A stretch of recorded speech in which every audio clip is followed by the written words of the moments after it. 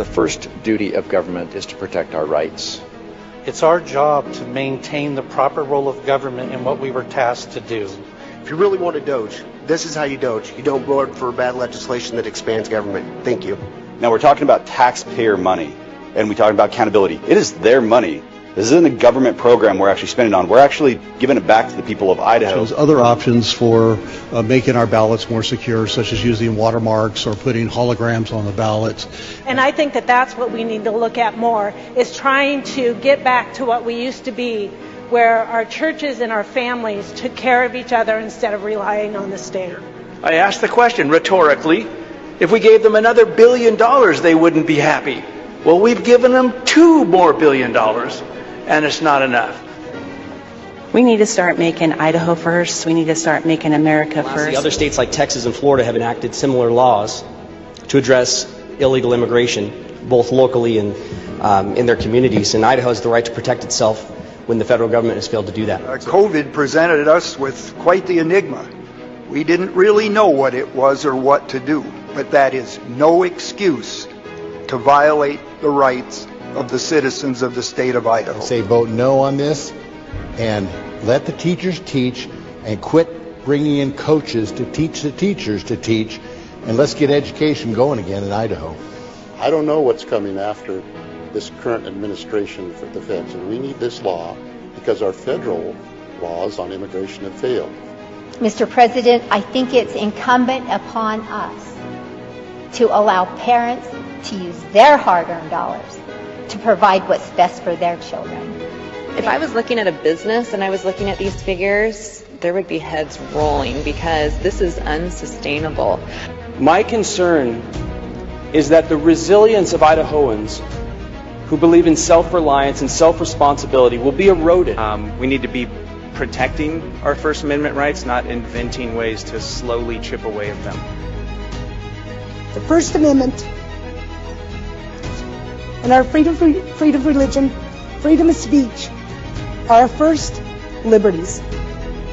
They are so important. We don't have the rest without them. Yeah, watch it. Come on, guys.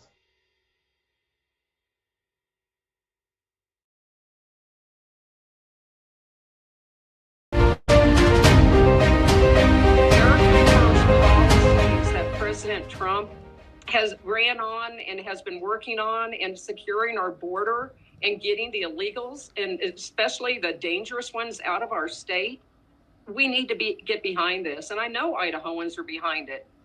But the problem is we have a huge agricultural lobby here in the state, and we've got 4 or 5 more bills. There's a big one that is sitting right now in Senate State Affairs. It's already gotten through the House. And this one would charge a misdemeanor of employers or labor representatives or employment agents who knowingly hire illegal aliens here in the state. And that one is sitting in Senate State Affairs by a man who is a senator and also big in ag. This is horrible. In E-Verify, we've got an E-Verify bill that is sitting in Senate State Affairs. And again, because of the ag. And finally, the last one was that they were asking for these refugee resettlement organizations that put people all around the state. The legislature is just asking for an annual report on how many illegals or immigrants are they putting around in different locations of our huge state, and they don't want to do it. So those 3 bills are sitting in a drawer. Yes, they are. That was Dorothy Moon, chairman of the Idaho Republican Party here in the great state of Idaho, and she spelled it out for you folks right there nationally on television on the War Room. That was this morning. That is real-time figures, folks, and that's what we've been focused on here for the last few days, especially this week, is making sure that the 2 bills that passed the House last week, H700 and H704, the E-Verify bill and the one to hold employers accountable if they knowingly hire illegal aliens, need to have a hearing inside the Senate State Affairs Committee. We have been telling people to call and reach out and send messages to the Senate State Affairs Committee. Every single member of that committee needs to hear from you. You hit that, you scan the QR code, it'll bring up an email, And we also have you can email the number there. You can also, we have a new graphic too. We got rid of that gobbledygook at the end of the URL there. If you just do citizensallianceidaho.org / SSATF, we'll get it up there. We're going to make this thing happen. It's grassroots, folks. It's grassroots all over the place. But we'll keep the QR code up there throughout this segment so you can scan that and fire off an email to do that. The reason why this is so important is it's not just the what's in the zeitgeist, right? Like we have President Trump shutting the border.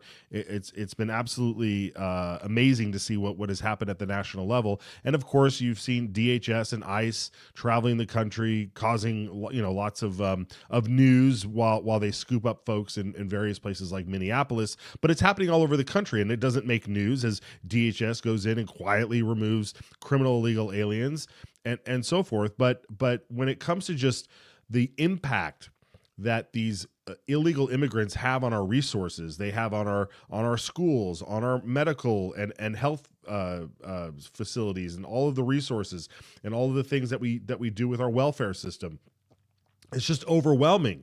But it also has a personal impact on the people who are just trying to live their life. And one of those people was William Mostoller, who we've talked about on this program. And he first appeared during a committee hearing on E-Verify, and we wanted to play his clip here for you from that testimony. Let's watch this. Good afternoon, Mr. Chairman, committee. Thank you. My name is William Mostoller. I'm a United States Marine Corps veteran. I served Iraq, Afghanistan with 3rd Lateral Reconnaissance Battalion.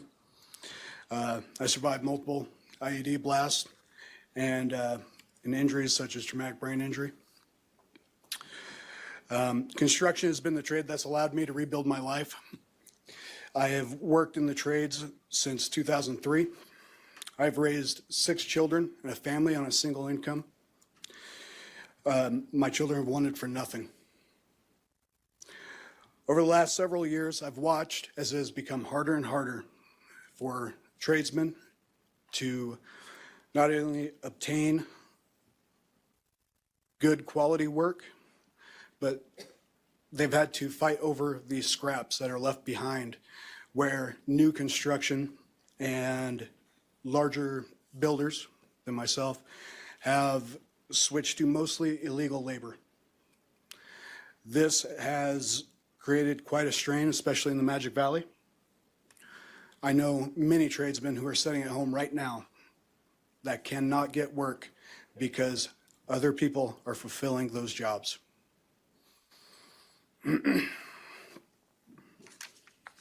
This isn't just about wages, it's also about quality of work. I have personally seen serious code violations, dangerous installation tied to illegal crews that did not understand building standards. I have seen structures completely reframed because they were unsafe to go into. I have watched improper installation of systems that caught fire, and I have personally put those fires out. Idaho families deserve safe and strong homes built by trained workers who are here legally. HB 704 simply requires employers to verify legal work authorization. Mr. Mostoller, if I could have you wrap up, please. Yes, sir. I just ask you to please support this bill. Thank you for your time. Very powerful testimony there. Unfortunately, nobody on the dais decided to ask him to continue his remarks or follow or ask a question that would have allowed him to expand upon on his experiences, and that can happen during committee. I've seen it often enough where somebody runs out of time and then gets thrown a Hail Mary pass by somebody who says, "Would you expand on something that you mentioned there?" and they can continue. Fortunately, that's what we get to do here. William joins me now from Twin Falls. It's good to see you, sir. Thank you so much for joining. First off, thank you for your service and the sacrifice that you've made for this country, regardless of the reasons why we may have been there or not. It's patriots like you that really make this country roll. So thank you so much for joining us this morning. I wanted to allow you to expand upon some of the two things that you brought up near the end of your remarks there. Two, the effect that this has on native born or citizens, who are working in construction, who are being outbid by other folks who are using cheaper labor. And then number two, the quality of work. I think there's a lot of folks living in new homes today that are probably surprised after they've been there for maybe 2 or 3 months at the level of quality is not quite up to par for homes that may have been built 50 years ago. Is that true? Yeah, it's pretty crazy how bad some of the quality really is. And because of that, I think you actually see an expansion in some of the restoration companies around, especially the Magic Valley and Boise, Treasure Valley, because there's so much shoddy work that's going on. You get into your home, and I think most of the goals that people have here is let's get past that first year of someone being in the house, so then it's not warranted. And so then homeowners are stuck with just massive problems, water damage, all kinds of stuff. Let's say specifically to what I mostly do, tile installation, showers, flooring, all that.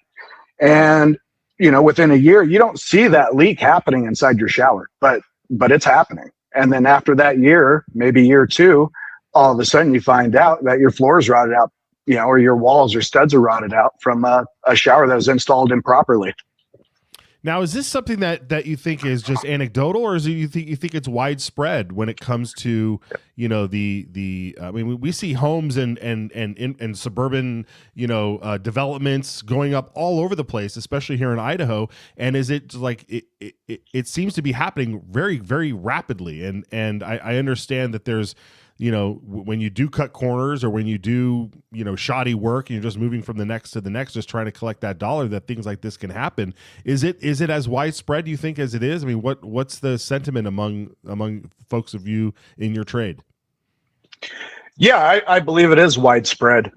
You can go to most projects, and even some of the projects that we're building, you have to keep a very, very close eye on what's going on your project.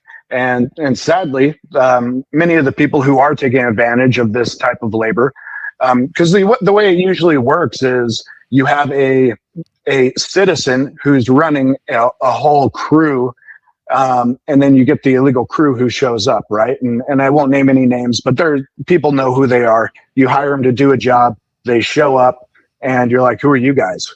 And they're like, sorry, no English. We don't know what you're saying. And so a lot of these companies, it really is kind of a graph go up situation where how can we get the most margin and pack as many projects in here and then take the illegal crews and then bust them out as fast as possible to move on to the next one. The days of, your quality hometown builder that you knew shows up, works on the job site, those are almost gone. Most of them are pretty much glorified bookkeepers. And I can't tell you how many projects I've been on where I've been asked absolutely ridiculous things. And I looked at them and said, you can't do that. You can't take a stud out of an existing, exterior wall just to place this fireplace or whatever the case. Just one true example. But and we're talking, projects that are multi-million-dollar projects that they're doing this on. And so I would say it's very widespread. And then let's talk about the human impact on this, because you mentioned the folks and the guys out there who want to work, and they're being outbid or they're being pushed aside for this labor. What are some tales you can tell us about those guys? Literally, there is not a day that goes by that I do not, because I am on a job, so I do physically work with my hands every single day. And there's not a day that goes by that I don't run into someone who brings up the immigration issue and how they're struggling to find actual work and good work. And that's the problem. A lot of guys are still staying busy because we do need laborers. But there's a lot of guys who they're getting one job and then they're kind of starving. They're waiting till that next week and hoping something falls into their lap instead of being able to build out their schedule and actually do all this work. I can say 3 or 4 years ago, it was actually pretty great. You know, we had some influx, but not much of the illegal immigration. And we were just loading our schedules and we were going through them as fast as we can, getting these houses done, doing a good job on them. And then all of a sudden it was like the switch flipped off. And I actually, it's on my X account somewhere, but you can find, I recorded videos in downtown Twin Falls of illegal migrants coming off the buses at one of the shady ends down there. And they were the exact same buses that I rode on my way back from deployments in Iraq and Afghanistan. They were the exact same buses. And they had the double license plates. Usually it's a Michigan for some reason and a California license plates. I watched those buses, recorded them, downtown Twin Falls. But it's the play, and I want to kind of dispel a little bit of a myth here. The racism part. This part really, really bugs me because I have a lot of Hispanic friends who are in the trades that I see day to day, and we work and we talk. And they are some of the most affected people in this whole community because, let's just be honest, people look at them and they say, oh, well, you should do it the same price as he should. And you know, I don't blame them all. They should tell them, hey, I'm an American. I'm going to work for good wages and I'm going to do a good job. Yeah, that's a great point you bring up. I want to ask you about these buses, though. Where are they coming from? Who's driving them? Who's paying for these buses? Are they just? I mean, are there work? Are there like? Is this workforce development housing or whatever that's out in the boonies somewhere where all these guys are staying? Where are these buses coming from? You know, I'm not sure. Totally. You know, the buses, their windows are completely blacked out, and we don't see them as much now, but. The windows are blacked out. You can't see the driver. You just see the people shuffling off the buses. But they're the big, you know, 2-story style double-decker buses that they transport people across the country in. It's not like a little school bus. You know, these are legitimate operations going on. How do you feel about do we have that clip from Steve Martinez, the lobbyist for the construction guys? If we have that, let's go ahead and play it. If not, I can tell you what he said. I'll get your reaction on this. Affordable housing at every level. One of the components to affordability is the labor input that we put into the homes. About 1/3 of our workforce is foreign born. Now, foreign born could be here legally, illegally, temporarily. It could be, you know, anybody that's here that was not obviously born of this country. And so when I talk about William, he just said right there, 1/3 are foreign born, which is can be made up of folks who are here illegally. I mean, they're just coming right out and saying it. What is that about? Yeah, they just have no fear. They have no fear because they have too many representatives in the state capitol that they know are going to take the side of, again, the graph go up kind of people. They don't care about American culture. They don't care about what the future looks like for our children. Because let's face it, not every child is going to go to college and become a lawyer, right? There are many people who need to actually get real jobs. And I'll tell you, I've worked in the trades most of my life, since 14 years old, starting out doing foundations in Coeur d'Alene, Idaho. And the money is way better in that job than people think. And it's a very rewarding job to work with your hands and to work with people and everything. I mean, you've probably been on a construction site. You go in there, usually there's music playing, guys are joking. It's actually a pretty damn good time compared to sitting in an office and having to watch your P's and Q's. But when he says 1/3, I'm sorry, but that's not true. I would say it's half or more are illegal or some sort of immigrant working in this industry, at least in the Magic Valley. The change here over the last 2 years especially is mind-boggling. This is nothing like the place I grew up in. So these aren't guys that have lived here 10, 20 years? No, they are not. No, I was told that those are the guys that we need to protect. We had I think it was your representative, Steve Miller, was on the floor saying we have to do something to protect the folks that have been here 10, 20 years that are good folks. Let's play that clip here. Let's get your reaction to this. The fault lies not with the state, but the fault lies with the federal government for not being willing to form some kind of a work visa where this population can be integrated. President Reagan took a step in that direction many years ago when he set up a system where if one employed this kind of a person and was willing to sponsor him, they had a mechanism where they could bring him in, talk about it. If they hadn't violated the law and met a certain number of standards, then they could get a work visa.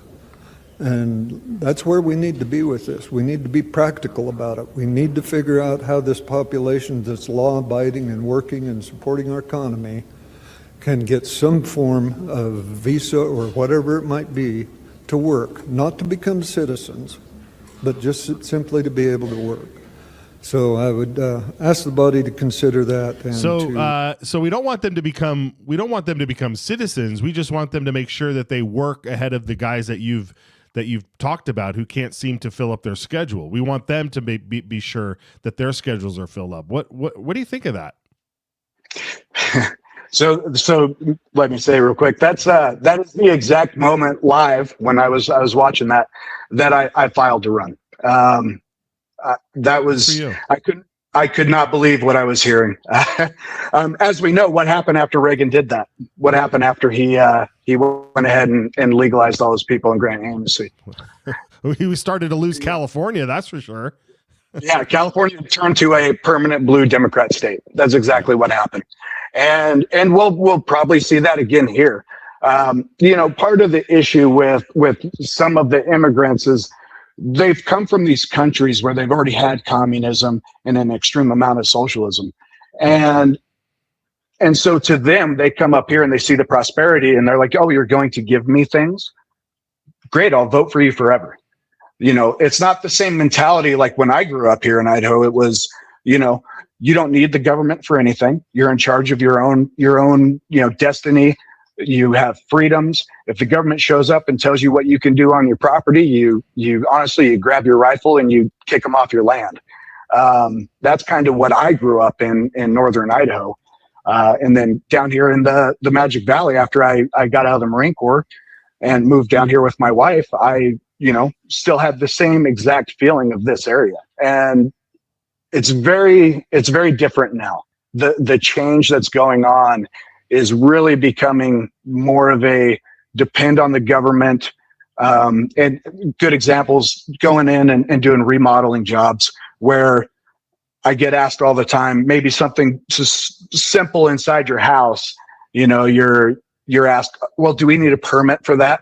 And I'm like, no, ma'am, you don't need a permit to move this outlet over, 2 inches or to readjust this exterior door frame, whatever it may be. Just, the mentality of people have changed, and this is just one more lever that I believe, the socialists that are working inside of our communities, the SPL and all this, that are getting our kids to leave school in the middle of the day to protest for things that they don't understand.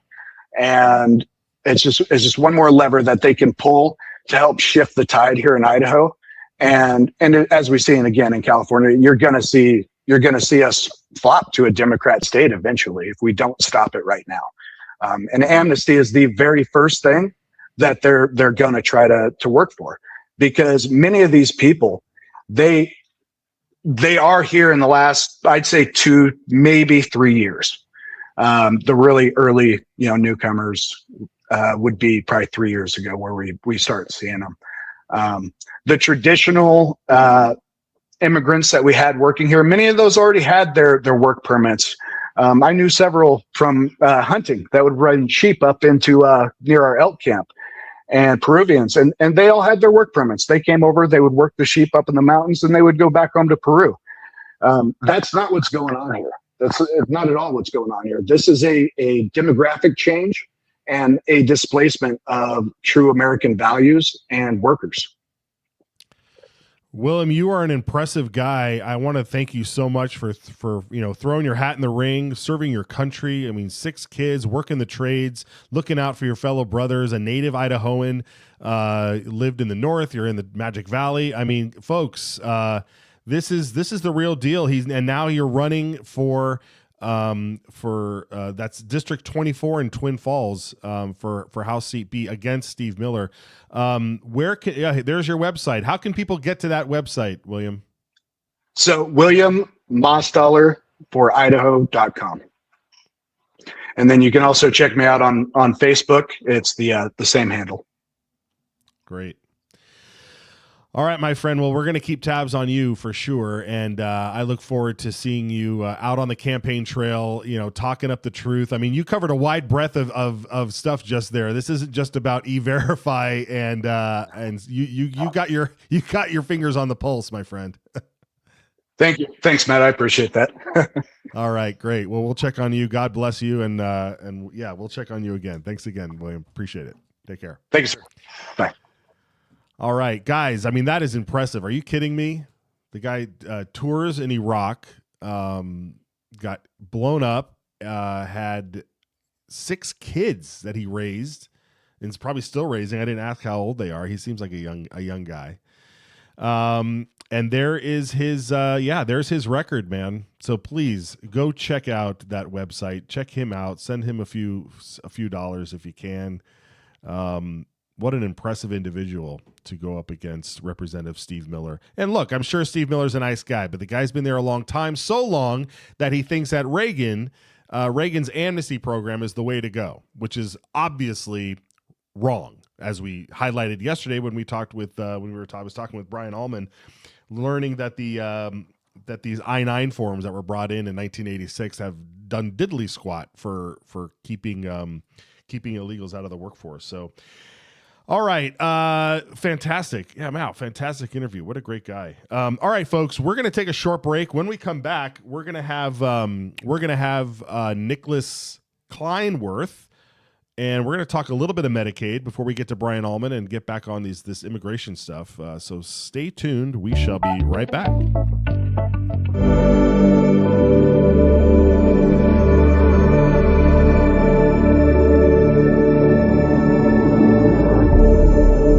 That's exactly what happened. You want to pull the tape? You can pull the tape because we now got video. Idaho's Republican governor signed the bill to reduce her income tax rate, but Jim Guthrie voted against it. Our governor signed the Idaho Medical Freedom Act, but Jim Guthrie voted against it. Our governor signed the school choice bill, but Jim Guthrie voted against it. Our governor signed bills ending taxpayer-funded soda and junk food, removing DEI from our universities, and outlawing pride flags being flown on government property. And Senator Jim Guthrie voted against all of it. Who does Jim Guthrie really represent? Because it certainly isn't you. Paid for by Citizens Alliance of Idaho. Idaho is the dirt under your fingernails after an honest day's work. Idaho is the hug around your neck when your daughter spells her first word. Idaho is the written word of the law, steadfast and impartial, guarding liberty for all. Idaho is the family rifle passed down, a legacy of protection and the right to stand firm. Idaho is the echo of your own voice, unshaken and free, standing tall among the world's silenced. Idaho is the home that's built to weather storms, not empty wallets. Idaho is the quiet trust between a patient and healer, unbroken and sacred. Idaho is the hymn carried by the Spirit, gathering neighbors together in faith and purpose. Idaho is the laughter around a campfire, a family's bond growing stronger with every word. Idaho is the pioneer's will, firm and clear. We govern ourselves, free and unbound. Idaho is what America was. Let's keep it that way. Ask your legislator to sign the Citizens Alliance of Idaho pledge to preserve our shared values. We ride together. All right, folks, welcome back. We have to get into something on. We talked about this before, and it's something I've been talking with the co-chair of JFAC, Josh Tanner, Representative Josh Tanner, and it's this what we're calling this money laundering scheme that's happening with our Medicaid dollars and so forth, and the Paragon Health Institute released a video that kind of describes how this procedure works with the money. And basically what it is the state and the hospitals and medical professions apparently have colluded in a way that takes federal taxpayer dollars and disperses it to them so that they're actually like making money. And at first glance, you might think, well, the state's making money. That's really great. But, you know, we also pay federal taxes. And so that's still our money.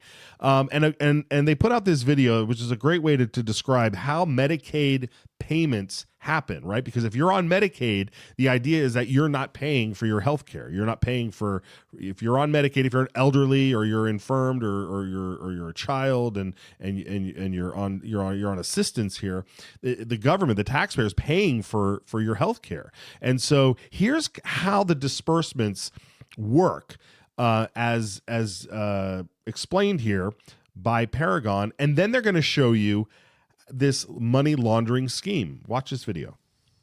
Taxes are a form of legalized money laundering that allows the states and healthcare providers, like hospitals and insurance companies, to profit by placing the burden of state Medicaid spending on federal taxpayers. Here's how these schemes work. For most enrollees, the federal government reimburses an average of 60% of state Medicaid spending. Without provider taxes, a provider, say a hospital, bills the state for $100. The state then pays the provider $100, so it's down $100. The state then asks the federal government for 60% of the fee that they paid to the provider and gets reimbursed. So federal taxpayers have paid $60, the state has paid $40, and the provider has earned $100. Notably, the state and federal government share responsibility for Medicaid costs and outcomes. State Medicaid reimbursements with provider taxes work quite a bit differently. First, the provider will ask to be taxed, which will make sense in a second. So the state taxes them, let's say $100. Then the provider pays the tax. Next, the provider will bill the state for $100 of services, which the state pays. And here's where the money laundering scheme begins. The state will now use extra payments to make the provider whole for the taxes they paid, essentially paying them $100 additional dollars. That makes the entire cost of Medicaid coverage to the state appear to be $200. The state can now bill the federal government for 60% of $200, which in this instance is $120. So federal taxpayers are down $120, the state is up $20, and the provider is up $100. In essence, the state and the provider can collude to each make money at the expense of federal taxpayers. As you can see, this scheme enables the state to avoid responsibility for Medicaid costs and outcomes. As a result, states increase payments, with the tax scam fueling ever higher amounts. The providers make more money, with the states passing the bill to Washington. To reel in Medicaid costs and remove these harmful money laundering schemes, Congress should increase accountability and remove incentives for states to game the system. Wow. Well, joining us now from the Paragon Health Institute is Nicholas Kleinworth. Nicholas, thanks for joining us. Idaho folks may know you already because you were once with the Idaho Freedom Foundation, so I'm sure they're happy to see your face again. But now you're with Paragon, and you guys are putting stuff out like this that really explains what looks to be a huge fraud on the American public, on the federal taxpayer. Walk us through how this even came to existence. Well, thank you for having me, Matt. It's good to be back in front of an Idaho audience. Things work a little differently out here on the East Coast, and not necessarily for the better. So the money laundering schemes, we've been dealing with this problem as a country since the 1990s. Actually, the states have figured out that if you can raise the cost of Medicaid without actually incurring any real costs to the state, and then pass those costs on to the federal government, then you can use the federal government as your credit card to basically fund whatever you want in the Medicaid program. So like, for example, California was the most egregious example of this most recently, where they actually funded Medicaid for illegal immigrants using this money laundering scheme. So they took their $20 that you see in the video, and then they applied it to the free healthcare for illegal immigrants. And other states do this too. Oregon has a provider tax money laundering scheme. And then we saw JFAC have a conversation about this earlier today. Yeah. So I asked you earlier, how did this even come about? And you sent me some bill from 2008 that sailed through both the House and Senate at the time. There was no opposing votes for it. Here's the SOP on it. It says this legislation will increase federal Medicaid funding by assessing certain private hospitals the amount necessary to match the federal funds. These dollars will enhance below the cost. We can go through this and read, and maybe it'll all sound good, but it certainly didn't describe it the way you did in the video. But that seems to be exactly what's happening. How did we get sold this? Well, so you have to look at who's even on that bill. So if you look at the bill contacts at the bottom of that SOP, the Hospital Association president and vice president themselves are on this piece of legislation. You can see, of course, Representative Fred Wood and Senator Darrington were also sponsoring the legislation. They sponsored subsequent expansions of the provider tax scheme. But what I love about this, and in kind of a dark way, is that this bill lays it all out there for the taxpayer to see what the hospitals are doing here. They're basically making a deal with the state saying, hey, we want more Medicaid payments. And we learned about this completely legal scheme that the federal government has allowed, where we can contribute more money into the Medicaid program. You give us that money back. And then that just draws down more of that federal match. And that's just the perverse incentive with the fundamental structure of the Medicaid program in general, is that open-ended federal match. The more the states spend, the more the federal government says, hey, we'll reimburse that percentage. And so there's no cap on how this program spends money, and there's no incentive for the states to have fiscal responsibility. Well, no, because the state's looking at this as like, oh, we're getting money. So there's the fiscal impact on that bill said there was no fiscal impact because they were just getting money. Here's the other more sinister part, and the reason why this is even worse is that the video shows a 60-40 split between the federal government and the state. We have something called Medicaid expansion in this state now, and correct me if I'm wrong, but that split is now 90-10 when it comes to expansion patients. Is that correct?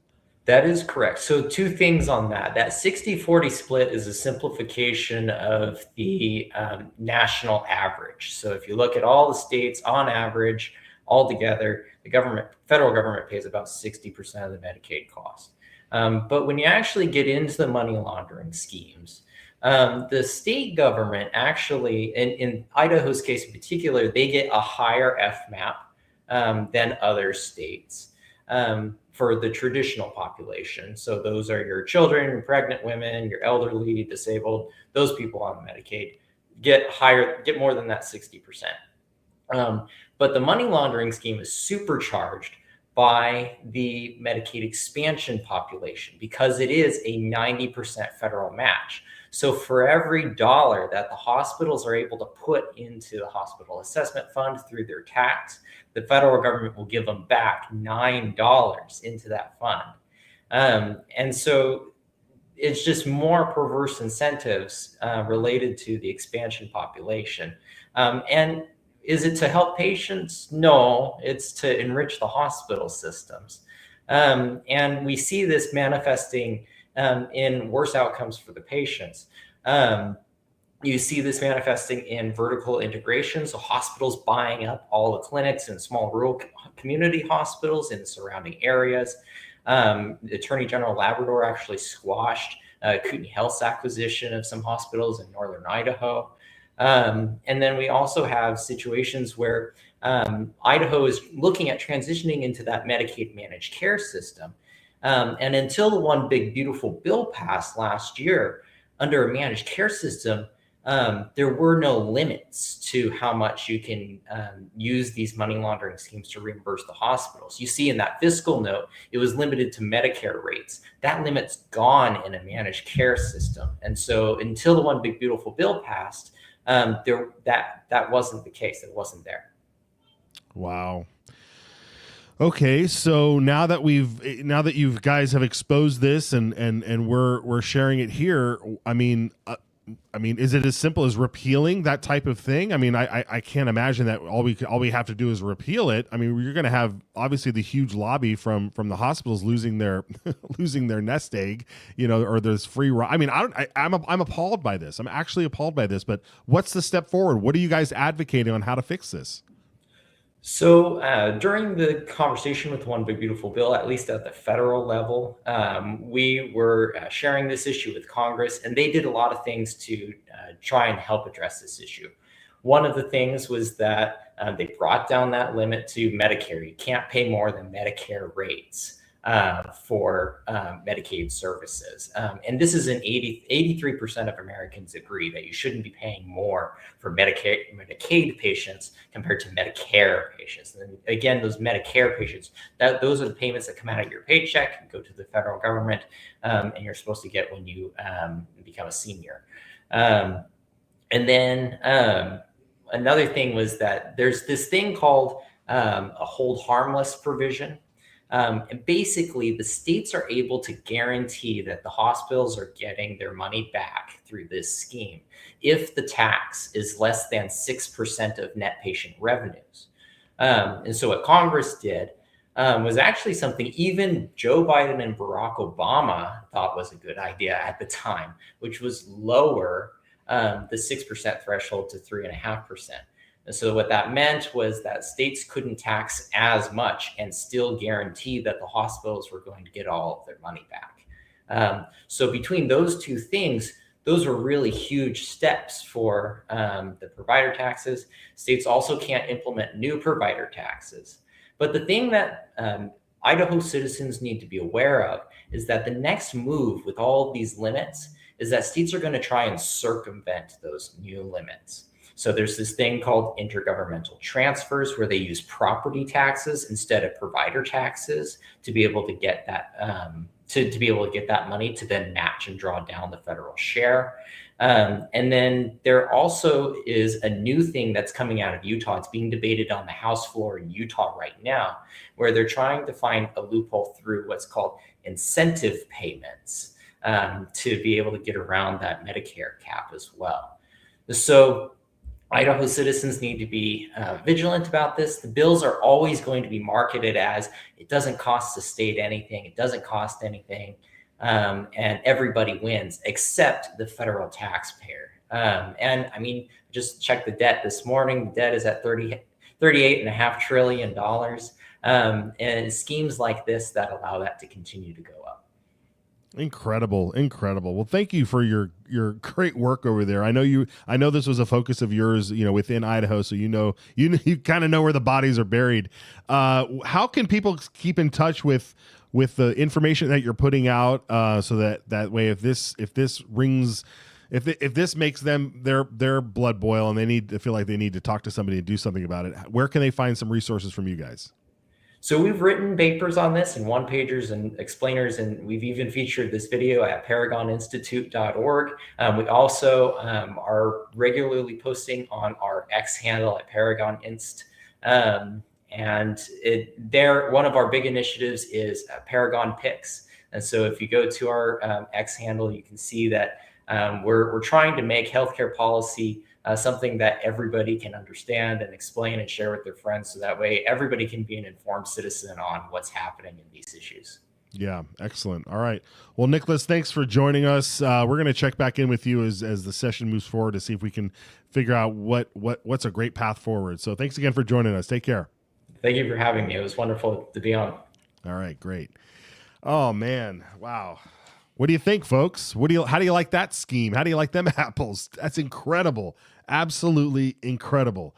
What does 55 smiling say? I can't tell you how many imaginary illnesses those child checks revealed in my kids and how they were treated as lab rats until I wisened up. Yeah, it's incredible. The other thing too is, with these Medicaid, Medicare, all these dollars. I mean, when we were talking to William Mostoller earlier, with the illegal immigrants and the illegal workers and that sort of thing, when you have all of these illegal refugees or whatever you want to call them here, they go to the hospital. Who's picking up that tab if they're not paying cash at the door, especially if there's like some egregious emergencies? I mean, who's picking up that tab, folks?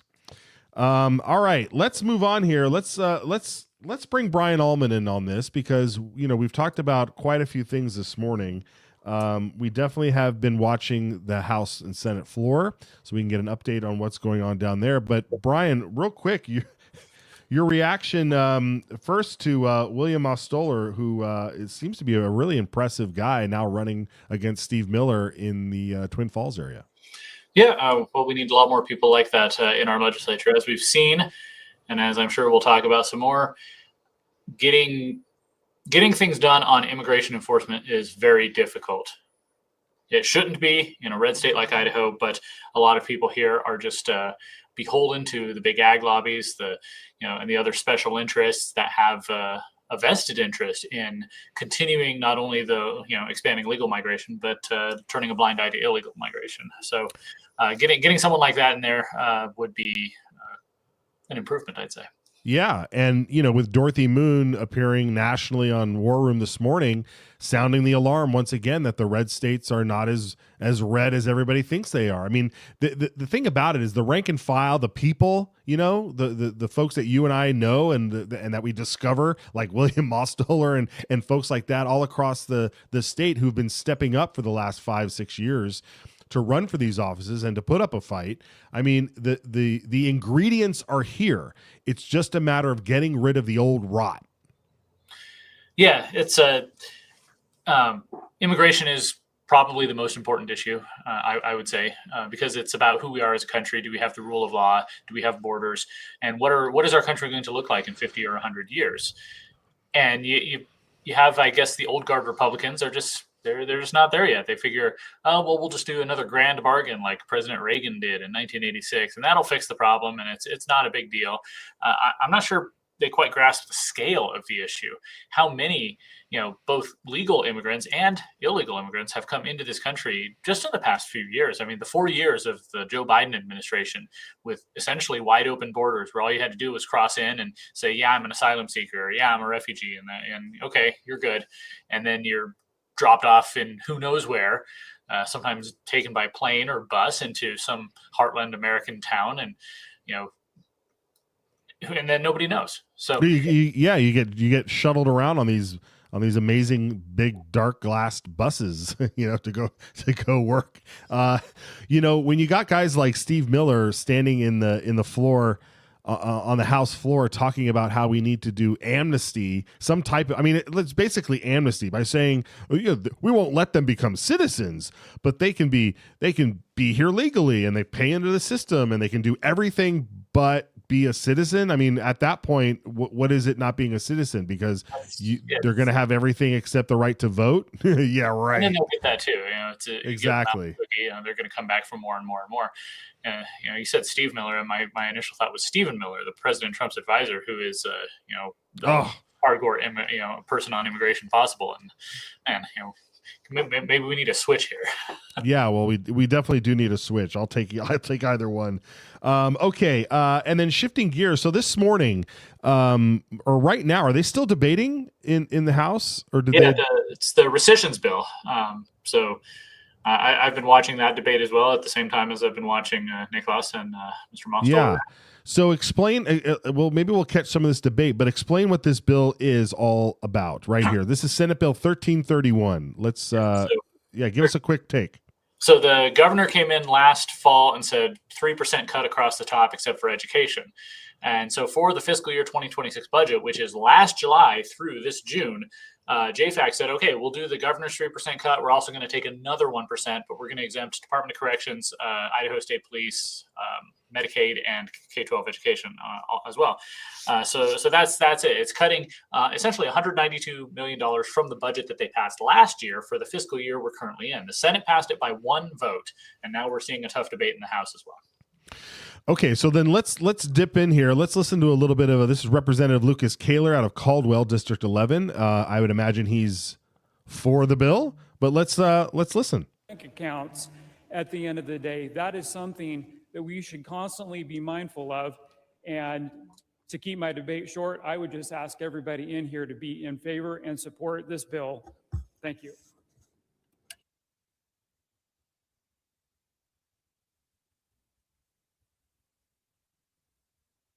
Thank you, Mr. Speaker, to debate the motion. Gentleman has the floor. Thank you, Mr. Speaker. I think something we haven't talked about is why did we have an additional cut after the governor and the gentleman on the second floor, pardon me. And so we decided to Speaking do of Representative Miller, although he's probably on the right side of this one. Doing that, then it gives Idaho taxpayers the benefit. And we're talking about almost all Idaho taxpayers will benefit from that, from low-income earners to mom and pop businesses to corporates. They'll all benefit from that. One of the benefits from having that is that money is going to get spent back into our system. And that's going to mean, by my estimates, that's going to roll about another $25 million back into tax revenue in the next fiscal year, because the money that they have saved, they're going to spend. So I think that's one of the really important things that we did, the conformity, get it in place, help people save money, and they're going to go out and spend money. They're going to pay off credit cards. They're going to buy groceries, all the things that people do. So all of this rolls together.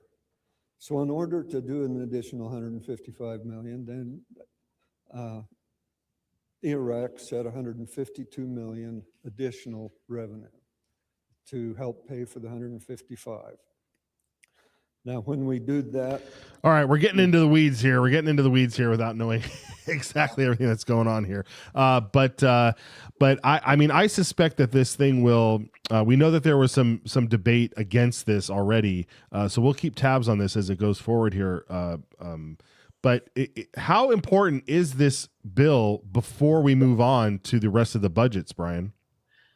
I think it's incredibly important. I was actually talking the other day with Fred Birnbaum, the longtime budget guru over at Idaho Freedom Foundation, and we were comparing notes on this. It really sets the tone.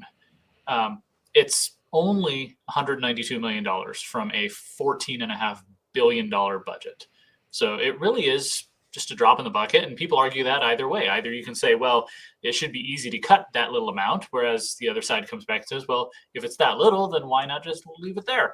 But it shows, it'll demonstrate if the legislature actually has the willingness to make budget cuts at all, because we've been calling for them to cut the budget for years. Government has been growing out of control. I mean, the Democrats are right that if you adjust for inflation and population growth, it's not quite as drastic as it looks like just on paper, but it still has been growing. I did a calculation on my website showing essentially the real per capita cost, how much per person adjusted for inflation does the state of Idaho spend? And it has gone significantly up in the past 5-6 years. So they need to be able to cut this budget. And passing this bill will be a demonstration that they have the willingness to cut even just a relatively small amount. And then once that's done, then they can start doing the enhancements, and some might go up and some might go down. But this will set the tone. If they can't get this through, then imagine you're one of the big spenders in the legislature, the ones who think that every problem has a government solution and that the tax dollars are just your piggy bank to play with for whatever you want. If this bill fails, you're going to say, well, they don't have the will to cut, so let's just start spending again. In fact, maybe let's get rid of the tax credit. Maybe get rid of repeal last year's tax cuts, because if they can't even cut the budget a little bit, then I guess the mandate is to raise spending even more. And this is, a lot of this, again, was sparked by what happened last summer when they noticed that tax revenues were not meeting expectations, meaning the government wasn't pulling in the necessary amount to cover the budget that they had set for this year. And I'm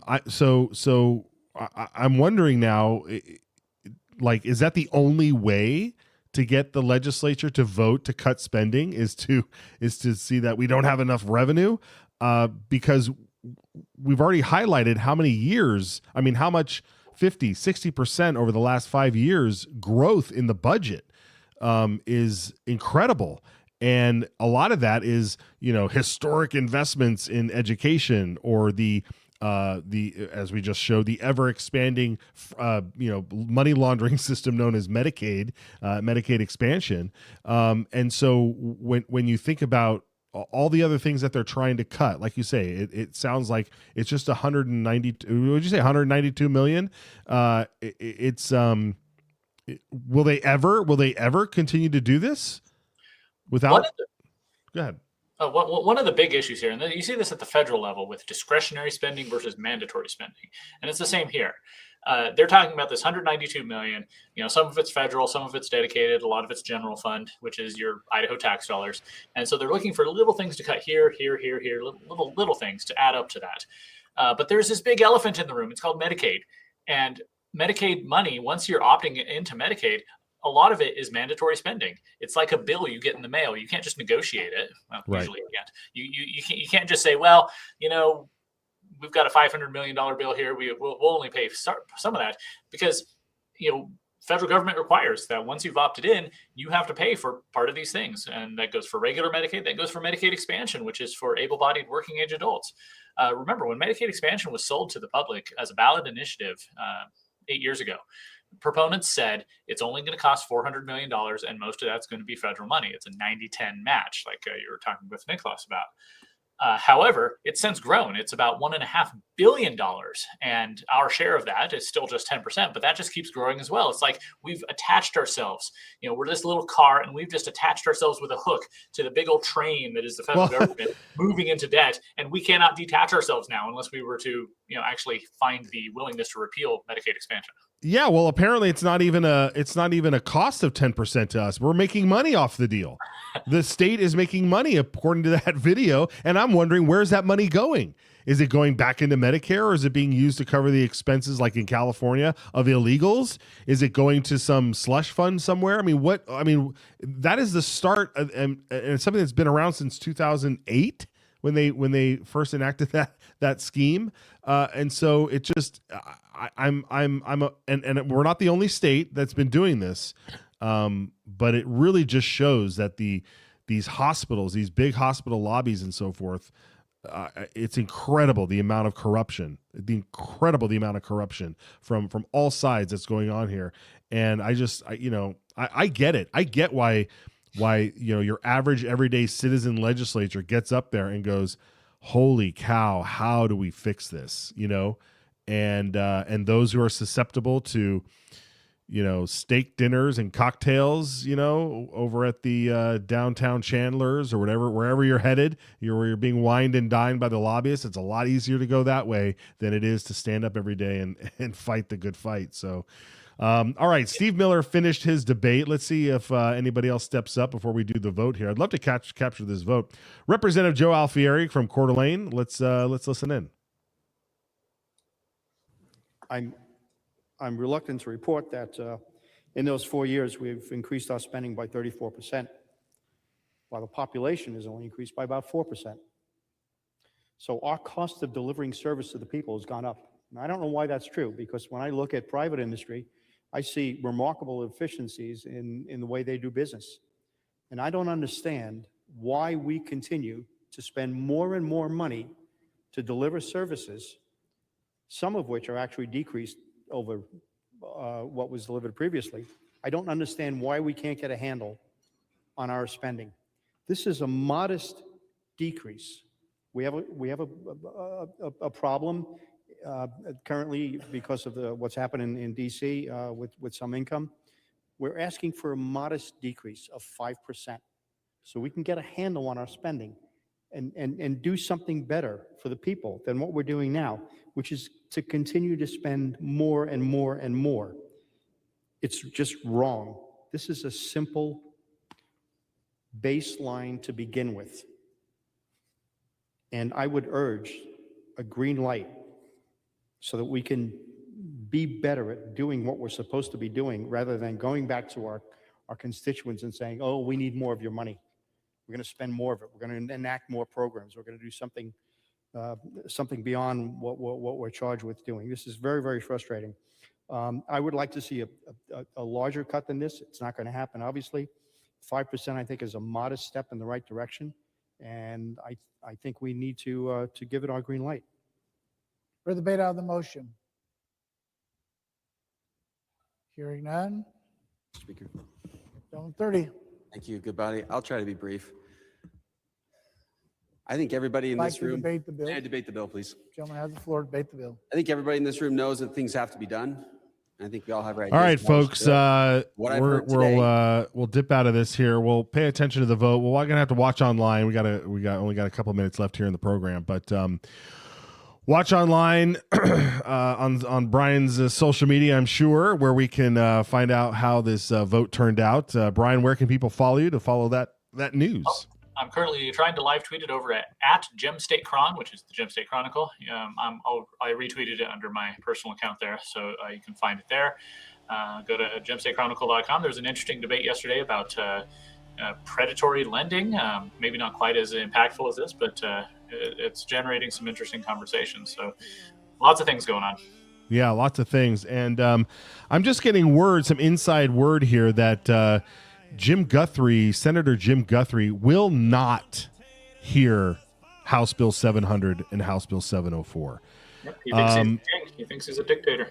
Yeah, he thinks he's a dictator. He's just going to draw these bills, folks. It's not going to happen. House Bill 700, House Bill 704.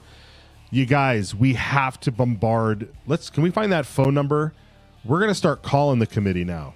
I want calls going out 24/7. Leave your message. This man, Senator Guthrie, thinks that he can just hold these bills in committee, never let them have a hearing, not let his 34 other colleagues in the Senate hear these bills. House Bill 700, House Bill 704. This would make E-Verify mandatory when you're hiring. It will also hold employers accountable if they knowingly hire an illegal immigrant, an illegal alien. This is absurd, folks. This is what we're talking about. We need to blast them. So I'm going to get off the air here, cook up some more ways to get you all involved, and so please, if you don't follow us, Citizens_Idaho on X or True Matt Edwards over on X, you got to follow me there. Follow us on the YouTube channel. We're going to blast it out, buddy. This is it. It's Friday. Next week, we're going scorched earth, folks. We are going scorched earth next week. You better be here and ride together.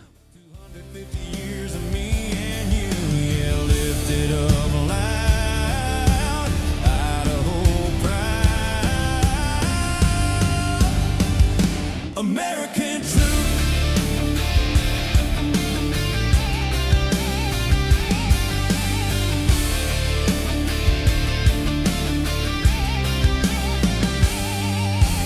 Church bells rang through the valley air. It's the perpetual forever we'll sing.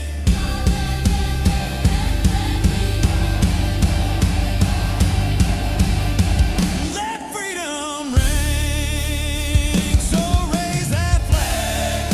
Let freedom fly. Equal liberty from plains to mountains high. America's heart beats red, white, and blue. 250 years of me and you. Yeah, lift it up loud. Idaho proud. American truth.